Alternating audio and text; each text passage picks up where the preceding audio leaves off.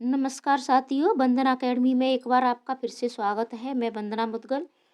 तो आज मैं आपके लिए फिर से प्रैक्टिस सेट लेके आई हूँ और आज हम सीडीपी अर्थात बाल विकास व शिक्षा शास्त्र के प्रश्नों को सॉल्व करेंगे। और आज का जो हमने पेपर सेट लिया है, ये आपका अभी हाल ही का पेपर सेट है। अगस्त 2023 का पेपर सेट है। तो इसके प्रश्नों को हम अवश्य देखेंगे।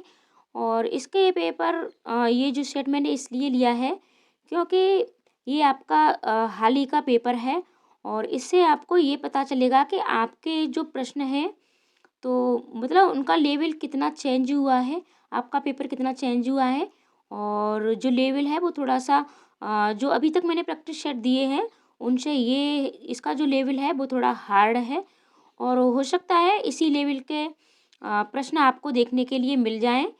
तो इसलिए आप प्रैक्टिस सेट लगाते रहिए, चैनल पर बने रहिए। चैनल को अभी तक अगर आपने सब्सक्राइब नहीं किया है तो सब्सक्राइब ज़रूर कर लें। मैं आपको पुराने पेपर सेट और अभी न्यू पेपर सेट और क्या क्या चेंजिंग हुई है यानी सारी चीज़ें बताते हुए आपको प्रैक्टिस सेट लगवाती जाऊंगी। और प्रैक्टिस सेट आप अवश्य लगाइए क्योंकि ये आपकी तैयारी को बेहतर बनाते हैं। और बिना प्रैक्टिस सेट लगाए हुए आपकी तैयारी बेहतर नहीं हो सकती और आपका सीटेट का एग्ज़ाम क्लियर होने में भी संदेह हो सकता है। तो जो भी नए कैंडिडेट हैं तो मैं उनसे ये कहना चाहूँगी, जो लोग पुराने हैं उनको तो ये समझ में आ गया होगा कि प्रैक्टिस सेट लगाना कितना ज़रूरी है। लेकिन जो भी नए हैं मैं उन्हें सलाह दूँगी कि आप प्रैक्टिस सेट अवश्य लगाइए ताकि आपका पहली बार में ही सीटेट क्लियर हो जाए। तो चलो शुरुआत करते हैं। चैनल को सब्सक्राइब अवश्य कर लें। हमारा पहला प्रश्न है डिस्ग्राफिया, यानी डिस्ग्राफिया से हमारा ये संबंधित प्रश्न है। और ये अधिगम निर्योग्यताएं होती हैं। अधिगम निर्योग्यताओं पर मैंने वीडियो बना रखी है, उसे आप अवश्य देखें। और अभी मैं आपको फिर से अधिगम निर्योग्यताएं आपको पढ़ा दूंगी। तो इसमें पूछ रहा है डिस्ग्राफिया, यानी डिस्ग्राफिया क्या होती है। तो देखो मैं आपको पहले से बता दूं कि ये जो आपकी अधिगम निर्योग्यताएं होती है, मैंने आपको इस पर वीडियो बना दी है और सारी वीडियो बताई मैंने ट्रिक से बनाई है। तो इसमें पीछे से क्या आ रहा है, डिस्ग्राफिया में पीछे से आ रहा है आपका ग्राफ। तो जब भी हम ग्राफ बनाते हैं तो क्या करेंगे, पेंसिल का इस्तेमाल करेंगे और इस तरीके से हम ग्राफ किसी कागज़ पेन पर खींचते हैं, बनाते हैं। तो ये हमारा किससे संबंधित हो जाता है, तो ये हमारा लिखने से संबंधित हो जाता है। और एक आपका होता है डिसलेक्सिया। जहाँ भी लेक्सिया की बात आ जाए तो वहाँ आपका किससे हो जाता है, पढ़ने से हो जाता है। और ग्राफिया आपका लिखने से हो जाता है। तो ऑप्शन देखते हैं हम। एक भाषण विकार है जिसकी विशेषता हकलाना, उच्चारण में त्रुटियां करना है। एक गतियुक्त विकार है जिसकी विशेषता स्थूल पेशी बाध्यता है। एक तंत्रिकी विकार है जिसकी विशेषता अक्षरों और आकारों को बनाने में कठिनाई है। एक मनोवैज्ञानिक विकार है जिसकी विशेषता ध्यान का अभाव और आवेगशील व्यवहार है। जैसा कि अभी मैंने बता ही दिया है कि डिस्ग्राफिया क्या होती है, लिखने से होती है। तो सबसे राइट आंसर आपका क्या हो जाएगा। अब इसमें ये भाषण दे रहा है यानी हकलाना तुतलाना ये नहीं होगा क्योंकि ये क्या है, ये एक लिखने से संबंधित है। तो ये आपका क्या हो जाएगा, गलत ऑप्शन हो जाएगा। और दूसरा है तो ये गतियुक्त है तो ये भी नहीं होगा, ये पेशी बाध्यता भी नहीं है आपकी, ये भी गलत हो गया। और ये आपका चौथा ऑप्शन है कि ये इसका विशेष ध्यान का अभाव, ये ध्यान का अभाव भी नहीं है, मनोवैज्ञानिक विकार विकार भी नहीं है। तो ये आपका क्या है, इसका राइट आंसर आपका हो जाएगा नंबर 3। यानी ये एक तंत्रिकी विकार है जिसकी विशेषता अक्षरों और आकारों को बनाने में कठिनाई है। यानी बच्चा लिखने में कठिनाई का अनुभव करता है। और जब भी आपका लेखन से संबंधित आ जाए, अक्षरों और बनावटों को लिखने में परेशानी हो जाए, वहाँ आपका क्या होता है, वहाँ आपका डिस्ग्राफिया हो जाता है। और आशा करती हूँ कि डिस्ग्राफिया आपको अच्छे से समझ में आ गई होगी। वीडियो थोड़ा लंबी हो सकती है, वीडियो के अंत तक आप अवश्य बने रहें। लेकिन आपको प्रैक्टिस सेट लगाने के साथ साथ आपको कंटेंट जैसा अनुभव होगा क्योंकि मैं जो भी आपका प्रश्न बनता है मैं सारे व्याख्या के साथ आपको बताती हूँ। अगला प्रश्न देखते हैं। प्रतिभावान बच्चों को शिक्षित करने का उपागम जो उन्हें असामान्य रूप से तीव्र गति से पाठ्यचर्या के माध्यम से आगे बढ़ाता है क्या कहलाता है। यानी अब इसमें क्या है, असामान्य रूप दिया गया है। ठीक है, ऐसी चीज़ों को आपको फाइंड कर लेना है। और बच्चा कैसा है आपका, प्रतिभावान है। तो ये क्या है, विभेदित, निर्देशन, संवर्धन, त्वरण यानी गतिवर्धन और विसर्जन। तो आपको राइट आंसर क्या हो जाएगा, राइट आंसर आपका हो जाएगा नंबर 3, त्वरण यानी गतिवर्धन। क्योंकि ये असामान्य रूप से तीव्र गति के लिए पाठचर्या माध्यम से आगे बढ़ाता है, क्या कहलाता है, त्वरण। अगला प्रश्न देखते हैं। शिक्षक जो समावेशी कक्षाओं की दिशा में काम कर रहे हैं, उन्हें चाहिए कि वे, यानी एक ऐसा शिक्षक जो समावेशी कक्षा में पढ़ा रहा है, काम कर रहा है, तो उसे क्या चाहिए, पाठ्यचर्या में अनुकूलन करें, विविध दृष्टिकोणों को शामिल करें, अपने स्वयं के अंतर्निहित पूर्वाग्रहों की जांच करें। तो पाठ्यचर्या में अनुकूलन ये तो एक आपका बहुत ज़्यादा ज़रूरी हो जाता है। और विविध दृष्टिकोणों को अवश्य शामिल करना चाहिए, समावेशी शिक्षा है आपकी। और स्वयं के अंतर्निहित पूर्वाग्रहों की जांच भी बहुत ज़्यादा ज़रूरी होती है। विविधता को एक बाधा के रूप में देखें, ये आपका गलत ऑप्शन हो जाएगा। विविधता को एक बाधा के रूप में नहीं, बल्कि एक मतलब सहयोग के रूप में देख सकता है एक आपका। तो इस तरीके से आपका राइट आंसर हो जाएगा, राइट आंसर आपका क्या हो जाएगा, नंबर 2, पहला, दूसरा और तीसरा। और अगला प्रश्न देखते हैं। शैशवावस्था में समाजीकरण की संस्थाएं प्रमुख रूप से महत्वपूर्ण हैं, जबकि प्रारंभिक बाल्यावस्था में समाजीकरण की संस्थाएं भी महत्वपूर्ण हो जाती हैं। यानी जो शैशवावस्था होती है, तो वहाँ कौन सी जो संस्थाएं हैं वो महत्वपूर्ण ज़्यादा होती हैं, और बाल्यावस्था में कौन सी संस्थाएं। तो शैशवावस्था के लिए हमारी प्राथमिक सबसे महत्वपूर्ण क्या हो जाएगी, प्राथमिक अवस्थाएं। और दूसरी में, और बाल्यावस्था में हमारी माध्यमिक। तो हमारा राइट आंसर हो जाएगा नंबर 2। यानी जब शैशवावस्था होती है बालक की, तो शैशवावस्था हमारी कितनी होती है, 0 से 2 वर्ष। शैशवावस्था की कितनी अवस्था है, 0 से 2 वर्ष। और ये प्राथमिक, और प्राथमिक संस्थाएं हमारी कौन सी होती है, प्राथमिक संस्थाएं हमारे घर परिवार होती हैं। ठीक है, ये आप सभी को पता होगा, घर परिवार ये हमारी प्राथमिक संस्थाएं होती हैं। और द्वितीय संस्थाएं यानी माध्यमिक कौन सी होती हैं, माध्यमिक हमारी होती हैं आपका स्कूल है और समाज। तो प्रश्न आपको अच्छे से समझ में आ रहा होगा, थोड़ा लेवल आपका हार्ड है, लेकिन मैं आपको पूर्ण व्याख्या के साथ और समझा के पूर्ण पेडागोजी के साथ पढ़ा रही हूँ। तो आशा करती हूँ कि आपको समझ में अवश्य आ रहा होगा। वीडियो को अपने दोस्तों को भी अवश्य शेयर करें। ले वाइगोत्स्की के अनुसार, अब ले वाइगोत्स्की क्या कहते हैं कि सामाजिक कारक भाषा विकास को प्रभावित करते हैं, परंतु संज्ञानात्मक विकास को नहीं। संज्ञानात्मक विकास भाषा विकास को सुगम बनाता है। भाषा विकास और संज्ञानात्मक विकास एक दूसरे से स्वतंत्र रूप से विकसित होते हैं। भाषा विकास संज्ञानात्मक विकास को सुगम बनाता है। अब इसमें आपका राइट आंसर क्या हो जाएगा, और मैंने आपको कई बार बता दिया है कि लेव वाइगोत्स्की और कोहलबर्ग और जीन पियाजे, इनके जो भी सिद्धांत हैं वो आपको अच्छे से पढ़ने हैं। जीन पियाजे और कोहलबर्ग पर मैंने वीडियो आपको दे रखी है, जल्दी ही आपको लेव वाइगोत्स्की पर भी मिल जाएगी। आप उन वीडियो को भी अवश्य देखें। प्लेलिस्ट में जाके आपको सीटेट प्रिपरेशन नाम से जो भी प्लेलिस्ट है उसमें आपको सारी वीडियो मिल जाएंगी। तो इसमें आपका राइट आंसर हो जाएगा नंबर 4, यानी भाषा विकास संज्ञानात्मक विकास को सुगम बनाता है। संज्ञान का क्या अर्थ होता है, जानना। यानी बच्चा जो कुछ भी पहले से जानता है, और जब उसकी भाषा का विकास होता है तो उसका जो संज्ञान है, तो उस संज्ञान को क्या होता है, सुगम बना देता है। होले वाइगोस्की ने आपका भाषा विकास का सामाजिक और सांस्कृतिक विकास का सिद्धांत दिया है। अभी देखो हमारा अगला प्रश्न लॉरेंस कोलबर्ग से बन भी गया। ये 3 आपके जो मनोवैज्ञानिक हैं ये बहुत ज़्यादा पूछे जाते हैं, तो इन पर जितने भी प्रश्न हैं आप प्रीवियस ईयर्स के उठा के देख लीजिए किस तरीके से प्रश्न बनते हैं, इनके क्या क्या सिद्धांत हैं, आप एक बार अवश्य पढ़ें। लॉरेंस कोलबर्ग के नैतिक तर्क के किस स्तर पर बच्चे आमतौर पर मानते हैं कि लोगों को समाज की अपेक्षाओं पर खरा उतरना चाहिए और अच्छे तरीकों से व्यवहार करना चाहिए। पहली है आपकी उत्तर संक्रियात्मक, पूर्व पारंपरिक, पारंपरिक स्तर और पूर्व संक्रियात्मक स्तर।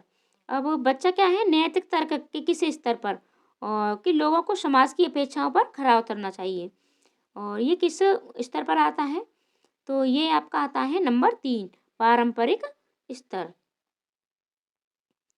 अगला प्रश्न है, निम्नलिखित कथनों को पढ़िए तथा सही विकल्प का चयन कीजिए। ये आपका जो 2023 का ये जो अभी आपका पेपर हुआ है, एग्जाम हुआ है, तो इसमें इस तरीके के प्रश्न बहुत ज़्यादा बने हुए हैं, कथन वाले, स्टेटमेंट वाले।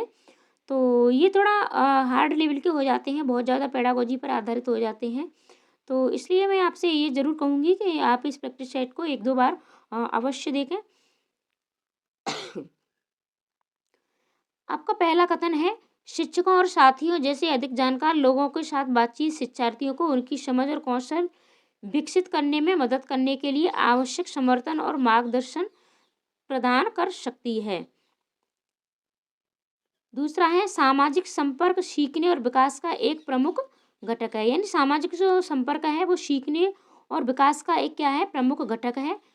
और पहले में पूछा है, शिक्षक और साथियों जैसे अधिक जानकार अन्य लोगों से बातचीत, यानी एक बच्चा है वो अपने शिक्षकों से बातचीत करता है या फिर साथियों से या फिर उससे जो अधिक जानकार है उससे बातचीत और शिक्षार्थी को उनकी समझ कौशल विकसित करने में मदद करने के लिए आवश्यक समर्थन और मार्गदर्शन प्रदान कर सकती है, अवश्य कर सकती है। तो और सामाजिक संपर्क सीखने विकास का एक प्रमुख घटक है। तो आपका राइट आंसर क्या हो जाएगा? राइट आंसर आपको मैंने आपको समझ में बता ही दिया है, तो ढूंढिए। तो इसका राइट आंसर आपका हो जाएगा नंबर 2। राइट आंसर आपका हो जाएगा नंबर 2। ए और आर दोनों सही हैं तथा आर ए की सही व्याख्या है। अगला प्रश्न देखते हैं, अधिगम के लिए आकलन का मुख्य लक्ष्य क्या है? अधिगम के आकलन के लिए आकलन का मुख्य लक्ष्य क्या है? उन विद्यार्थियों की पहचान करना जिन्हें धीमे सीखने वालों के रूप में वर्गीकृत किया गया है, विद्यार्थियों के प्रदर्शन का मूल्यांकन करना और ग्रेड देना ये तो आपका नेगेटिव पॉइंट हो जाता है, विद्यार्थियों को प्रतिपुष्टि प्रदान करना जिसका उपयोग उनके अधिगम में सुधार के लिए किया जा सकता है, विद्यार्थी के प्रदर्शन की तुलना एक मानक या तय पैमाने से करना। अब तय पैमाना हम नहीं कर सकते कि विद्यार्थी का जो प्रदर्शन है तो हम इसको पहले से तय नहीं कर सकते, ये भी आपका नेगेटिव है। और ग्रेड से भी नहीं देना है हमें, और उन्हें धीमे सीखने वालों के रूप में भी वर्गीकृत नहीं करना है।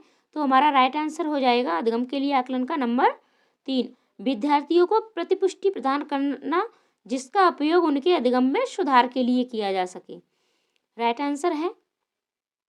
अगला प्रश्न देखते हैं, किस आयु में बच्चे शब्दों के खेल में शामिल हो सकते हैं और ऐसे चुटकुलों और पहेलियों को पसंद कर सकते हैं जिनमें शब्दों का खेल शामिल हो? तो इसमें आपको आयु वर्ग देखना है, 12 वर्ष, 1 वर्ष, 3 वर्ष, 7 वर्ष। अब 1 वर्ष का बालक इन चीज़ों को समझने में सक्षम नहीं होता है, 3 वर्ष का भी नहीं होता है, और 12 वर्ष का बच्चा तर्क के साथ पढ़ने लगता है। तो राइट आंसर हमारा हो जाएगा नंबर 4, 7 वर्ष। अगला प्रश्न देखते हैं, कैरल गिलिगन ने कोलबर्ग के नैतिक विकास के सिद्धांत की आलोचना की है। सामाजिक संज्ञानात्मक दृष्टिकोण से, नारीवादी दृष्टिकोण से, आनुवंशिक कारकों को पर्याप्त महत्व न देने पर, केस अध्ययन को अनुसंधान पद्धति के रूप में उपयोग करने के लिए। तो गिलगन ने इसकी आलोचना की है क्योंकि नारीवादी दृष्टिकोण से, क्योंकि इन्होंने अपने इसमें बिल्कुल भी जो नारीवादी दृष्टिकोण था इसको मतलब जगह नहीं दी है इन्होंने स्त्रियों के लिए। अगला प्रश्न है, जीन पियाजे के अनुसार पूर्व संक्रियात्मक चिंतन की मुख्य विशेषताओं में से एक। अब देखो आपके जीन पियाजे भी आ गए, यानी आपके ये 3 मनोवैज्ञानिक ही सीटेट में बहुत ज़्यादा पूछे जाते हैं और आपके प्रश्न है वो सभी पेडागोजी पर आधारित ही होते हैं। चिंतन की मुख्य विशेषताओं में से एक खाली जगह है जो किसी स्थिति के एक पहलू पर ध्यान केंद्रित करने और दूसरों की उपेक्षा करने की प्रवृत्ति को संदर्भित करता है। तो इसका राइट आंसर क्या हो जाएगा आपका? केंद्रीयन। अगला प्रश्न देखते हैं। प्रारंभिक बाल्यावस्था में वृद्धि और सोच है, जबकि मध्य बाल्यावस्था में वृद्धि और सोच है, यानी किस तरीके की है। तो प्रारंभिक बाल्यावस्था में आपकी धीमी वृद्धि, धीमी प्रारंभिक बाल्यावस्था में आपकी वृद्धि धीमी नहीं होती है और सोच हद तक आत्मकेंद्रित होती है। आपका राइट आंसर हो जाएगा स्थिर है। आपका राइट आंसर हो जाएगा नंबर 2, यानी प्रारंभिक बाल्यावस्था में वृद्धि स्थिर है और सोच कुछ हद तक आत्मकेंद्रित है। यानी बच्चा आत्मकेंद्रित होता है क्योंकि उसे ऐसा लगता है, जैसे आपने देखा होगा मध्य बाल्यावस्था, तो मध्य बाल्यावस्था आपकी कब से शुरू होती है। मध्य बाल्यावस्था आपकी होती है यानी 3 वर्ष से या 2 वर्ष से और 6 वर्ष तक के मध्य तक होती है। तो यहाँ बच्चा आत्मकेंद्रित होता है, यानी खिलौनों को दूसरों के साथ शेयर नहीं करना चाहता, अपने खाने पीने की वस्तुओं को भी दूसरों के साथ शेयर नहीं करना चाहता है, तो आत्मकेंद्रित होता है। और जबकि मध्य बाल्यावस्था में वृद्धि कैसी हो जाती है, धीमी हो जाती है और सोच कैसी हो जाती है, तार्किक हो जाती है। और यानी बच्चा 12 वर्ष तक का हो जाता है अंत तक, तो ये उसकी सोच भी कैसी हो जाती है, थोड़ा तार्किक हो जाती है। अगला प्रश्न देखते हैं। निम्नलिखित में से कौन सा स्थूल गतिक कौशल है। तो इसका राइट आंसर आपका क्या होगा। बुनाई, तैरना, एक कागज़ पर वृत्त को रूपरेखा के अनुसार काटना, एक कागज़ पर एक बड़े आयत को रूपरेखा के अनुसार काटना। तो इसका राइट आंसर हो जाएगा नंबर 2, तैरना। अगला प्रश्न देखते हैं। भौतिक वृद्धि और विकास के खाली जगह और सिद्धांतों का पालन करते हैं। भौतिक वृद्धि और विकास, अब देखो ये वृद्धि और विकास है, ठीक है, और विकास हमारा क्या होता है, प्रत्येक पहलू का होता है, और लेकिन वृद्धि क्या होती है, वृद्धि हमारे शरीर की होती है, यानी बच्चे की वृद्धि शरीर की होती है और विकास प्रत्येक पहलू का होता है, ये आपको पता होना चाहिए। तो आपका राइट आंसर हो जाएगा नंबर 2, शीर्षगामी और समीपस्थ से बाहरी, यानी भौतिक वृद्धि विकास के शीर्षगामी और समीपस्थ सिद्धांतों का पालन करते हैं। अगला प्रश्न है। हावर्ड गार्डनर के अनुसार एक दर्शन शास्त्री के पास खाली जगह प्रकार की बुद्धि और मूर्तिकार के पास प्रकार की बुद्धि अधिक मात्रा में होती है। यानी एक दर्शन शास्त्री के पास किस तरह की बुद्धि होगी और एक मूर्तिकार के पास किस तरह की बुद्धि होगी। अब भाषिक तो बुद्धि कभी के पास होती है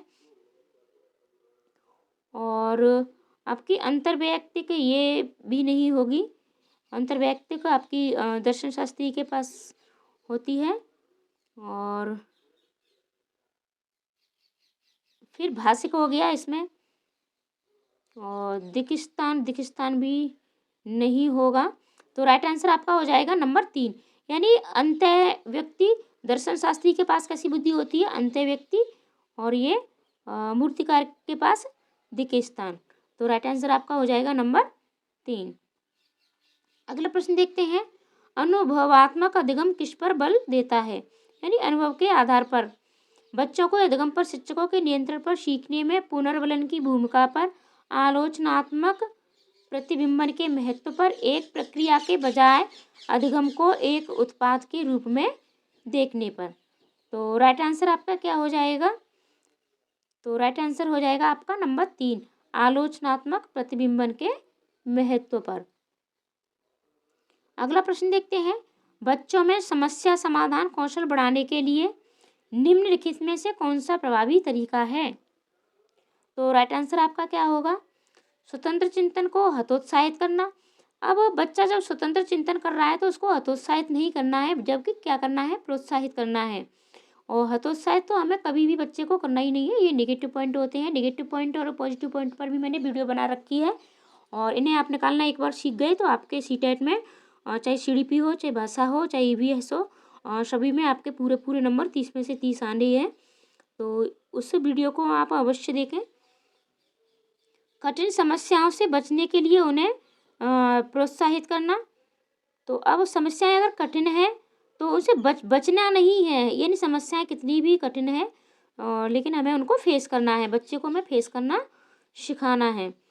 उन्हें समस्याओं का समाधान उपलब्ध करना। अगर समस्याओं का समाधान अगर आप ही उपलब्ध करा दोगे तो फिर बच्चा का मतलब कौशल कैसे बढ़ेगा। और हमें क्या करना है, समस्या समाधान कौशल बढ़ाना है बच्चे का। तो राइट आंसर हमारा हो जाएगा नंबर 4। उन्हें बुद्धि मंथन करने और सहज अनुमान लगाने के अवसर देना, यानी बच्चे को आपको अवसर प्रदान करना है। ये अवसर देना तो वैसे भी आपका पॉजिटिव पॉइंट हो जाता है। आपको अपने प्रश्नों का उत्तर ढूंढते समय नेगेटिव पॉइंट और पॉजिटिव पॉइंट देखना है और इसी आधार पर आप प्रश्न का उत्तर निकाल सकते हो। अभी देखो हमने इसमें देखा था, तो ये तीनों जो हमारे ऊपर के थे इन सब में ये हमारे नेगेटिव पॉइंट थे और इसमें ये अवसर देना ये हमारा पॉजिटिव पॉइंट था और यही हमारा राइट आंसर हो गया। अगला प्रश्न देखते हैं। निम्नलिखित कथनों को पढ़िए तथा सही विकल्प का चयन कीजिए। अभी देखो ये दूसरा भी स्टेटमेंट माना, यानी अभिकथन वाला आपका प्रश्न दिया गया है। यानी 2023 में ये आपके इस तरीके के प्रश्न बहुत ज़्यादा पूछे गए हैं। तो आपका प्रश्न है, शिक्षकों को सार्थक वातावरण बनाना चाहिए जिसमें सभी बच्चों की सक्रिय भागीदारी और संलग्नता हो। सभी बच्चे आंतरिक रूप से सीखने के लिए प्रेरित होते हैं और सीखने में सक्षम होते हैं। ये सही बात है, यानी सभी बच्चे आंतरिक रूप से सीखने के लिए प्रेरित होते हैं और सीखने में सक्षम होते हैं अगर शिक्षक एक सार्थक वातावरण बनाएगा। तो शिक्षक को सार्थक वातावरण बनाना चाहिए और सभी बच्चों की सक्रिय भागीदारी और संलग्नता हो, यानी इस तरीके का एक वातावरण शिक्षक बना सकता है कि किस तरीके का कि जिसमें बच्चों की भागीदारी और संलग्नता हो। तो ऐसा माहौल होगा तो सभी बच्चे आंतरिक रूप से सीखने के लिए प्रेरित होंगे और सीखने में सक्षम होंगे। तो अब राइट आंसर इसका क्या हो जाएगा, ए और आर दोनों गलत हैं, गलत तो नहीं है, दोनों सही हैं हमारे। ए और आर दोनों सही हैं, आर एक ही सही व्याख्या करता है, तो यही आपका राइट आंसर हो जाएगा। निम्नलिखित में से कौन सी प्रक्रिया अधिगम के दौरान योगदान नहीं देती है। जब भी आपका नहीं आ जाए तो उसको आपको अंडरलाइन कर लेना है, यानी क्या पूछा गया है आपसे, नहीं पूछा गया है। तो अधिगम प्रक्रिया के दौरान योगदान नहीं देती है, तो आपका क्या है, संगठन है, वर्गीकरण है, वैचारिकता है और गैर प्रासंगिकरण। तो अब गैर प्रासंगिकरण का क्या मतलब है, हमें अधिगम में हमें तो प्रासंगिक ही वस्तुएं चाहिए। तो राइट आंसर हमारा हो जाएगा नंबर 4। अगला प्रश्न देखते हैं। निम्नलिखित में से कौन सा एक ऐसे प्रश्न का उदाहरण है जिसमें विद्यार्थियों को अपनी सोच पर विचार करने की आवश्यकता होती है। तो हम प्रश्नों को देखते हैं। वाक्य में संज्ञा और क्रिया के बीच में क्या संबंध है, क्रिया की क्या परिभाषा है।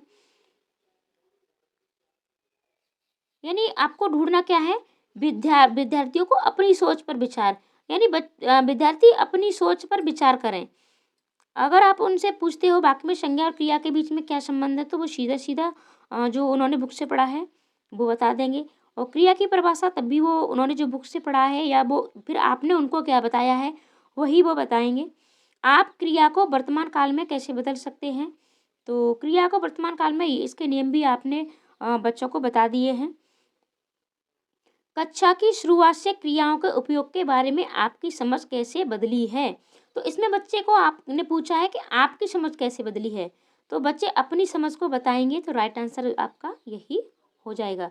आपको जब भी प्रश्न में आप इस तरीके से मेन पॉइंट, यानी आपसे प्रश्न में पूछ क्या रहा है इसको भी आप अंडरलाइन करिए और फिर उससे जो भी आपके ऑप्शन है उसमें उसको मिलान कीजिए।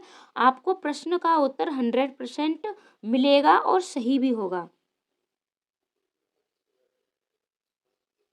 अगला प्रश्न है, निम्नलिखित में से कौन सा विफलता के लिए आंतरिक आरोपण का एक उदाहरण है। यानी विफलता के लिए, अब जैसे इसमें पूछ क्या रहा है आपका, विफलता पूछ रहा है, तो विफलता के लिए आंतरिक आरोपण का एक उदाहरण है। मुझे निम्न ग्रेड प्राप्त हुआ क्योंकि शिक्षक कठोर तरीके से आंकते हैं। मैं परीक्षा में फेल हो गया क्योंकि मैंने पर्याप्त पढ़ाई नहीं की। शिक्षक के पक्षपाती होने के कारण मुझे अच्छे अंक नहीं मिले। मैं परीक्षा में फेल हो गया क्योंकि मेरे दोस्त मेरा ध्यान भटका रहे थे। अब विफलता के लिए आंतरिक, तो आंतरिक हो जाएगा आपका नंबर 2। मैं परीक्षा में फेल हो गया क्योंकि मैंने पर्याप्त पढ़ाई नहीं की। तो इसमें बच्चा अंदर से ये सोचता है कि मैंने पढ़ाई नहीं की इसलिए मैं विफल हो गया, तो ये उसका आंतरिक आरोपण है।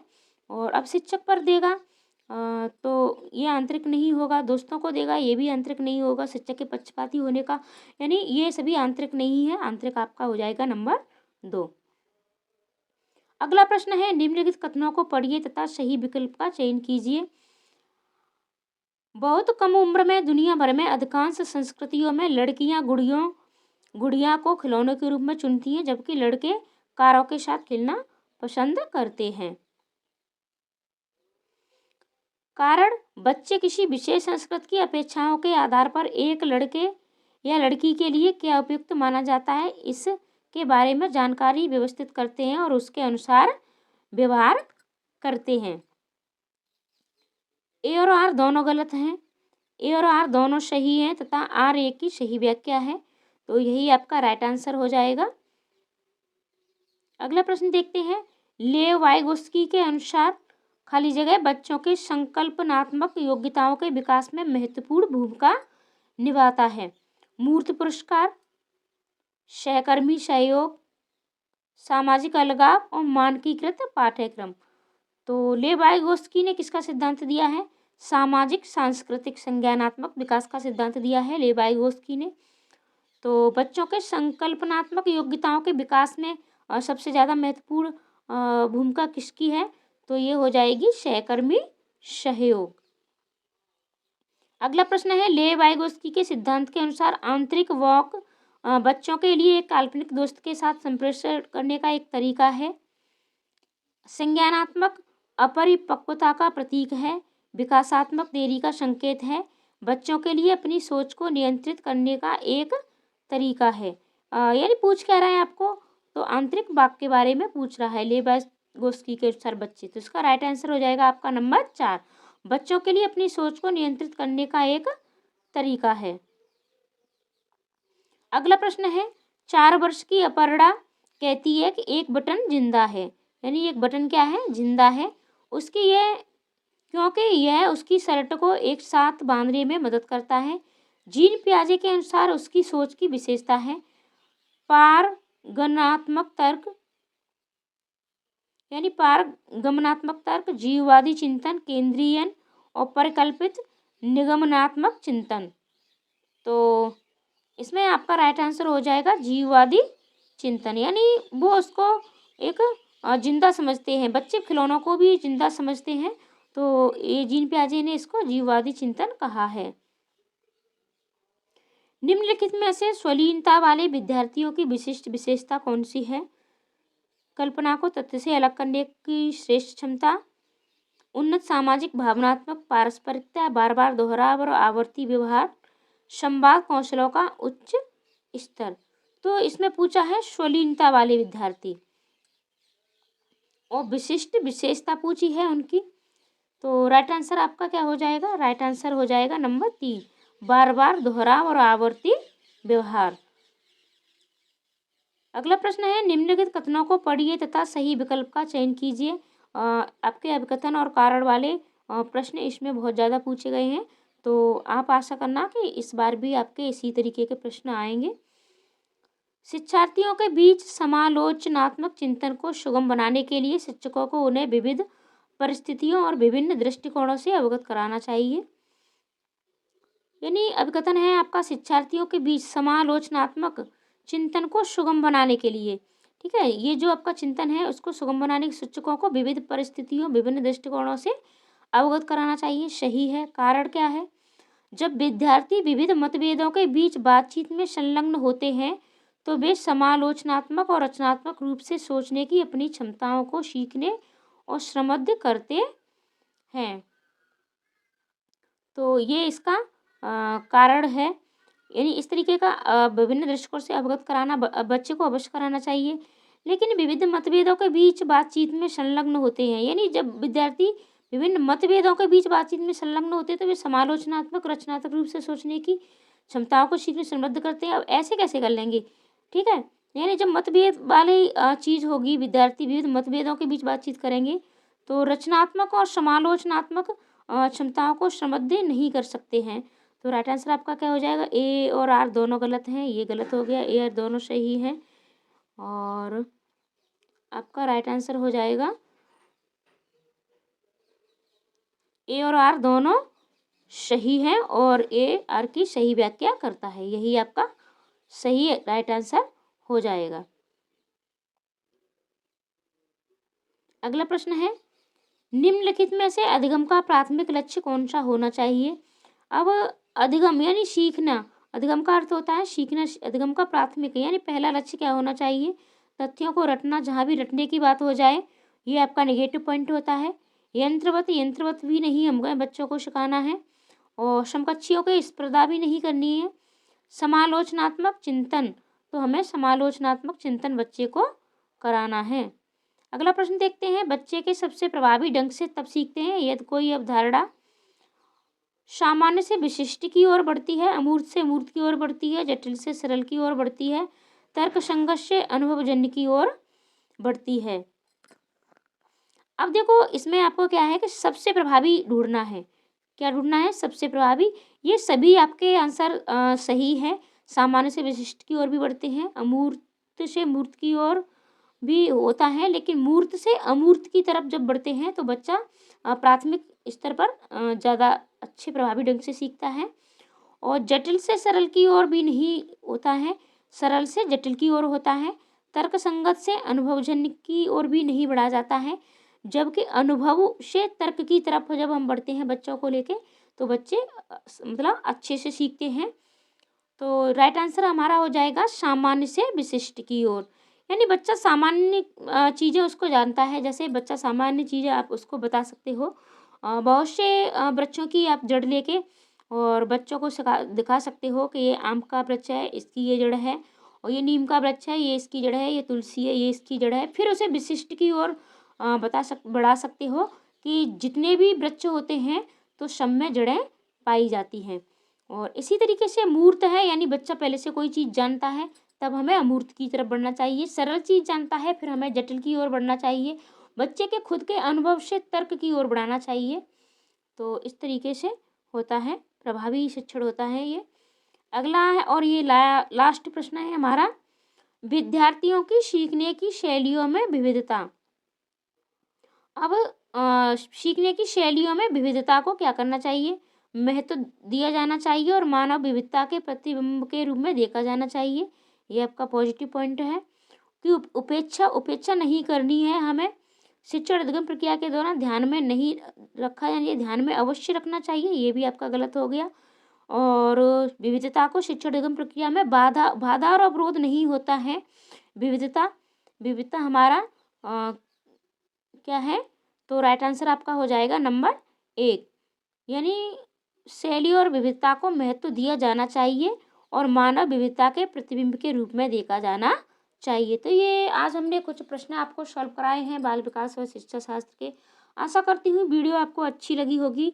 तो मिलते हैं अगली वीडियो में ऐसे ही कंटेंट के साथ, और पूरी वीडियो देखने के लिए धन्यवाद। लाइक कमेंट अवश्य किया करें वीडियो आपको कैसी लगती है, और मैं प्रैक्टिस सेट के साथ साथ कंटेंट पर भी वीडियो आपको दूँ, तो किस कंटेंट पर वीडियो आपको चाहिए तो इस सब पर आप कमेंट करके हमें बता सकते हैं।